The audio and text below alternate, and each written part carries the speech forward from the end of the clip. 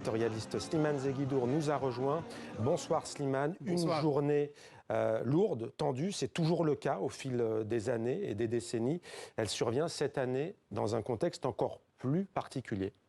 Oui, donc avec une fébrilité accrue et surtout avec des ministres en exercice qui se joignent au torrent de fidèles et de militants qui sont pour la plupart des colons venus de toutes les colonies, pour aller célébrer ce qu'ils appellent la fête des drapeaux. Comme vous le disiez, cette fête veut montrer non pas la réunification seulement de Jérusalem entre l'Est et l'Ouest, mais aussi sa judaïsation, c'est-à-dire que la Jérusalem a été occupée en 67, annexée en 80 comme capitale éternelle du peuple juif, c'est-à-dire aucune négociation n'est possible.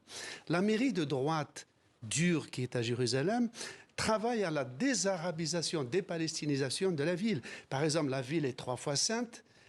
À Noël et pendant les fêtes musulmanes, il n'y a aucune illumination publique de la mairie. Il y a une désarabisation, dépalestinisation, et surtout avec cette fête annuelle qui célèbre la réunification, entre guillemets. Je dis entre guillemets parce que pour la communauté internationale, y compris pour la France, le Vatican, la Russie, pour toutes les nations, sauf peut-être l'Amérique, Jérusalem-Est est une partie occupée illégalement, donc sa présence israélienne est nulle et non avenue. Néanmoins, le gouvernement israélien et la classe politique en général considèrent que c'est irréversiblement la capitale du seul Israël, alors que le consensus international voudrait qu'Israël ait la Jérusalem-Ouest comme capitale, et les Palestiniens la Jérusalem-Est, avec évidemment une liberté de circuler. Pour revenir à cette fête du drapeau, fête des drapeaux, c'est une fête qui aujourd'hui, avant se passait en dehors de la ville. Aujourd'hui, elle traverse le quartier musulman, elle descend de la grande artère qui s'appelle El Ouad, qui traverse le quartier musulman avec des insultes. L'insulte la plus fréquente, constante, c'est mort aux Arabes.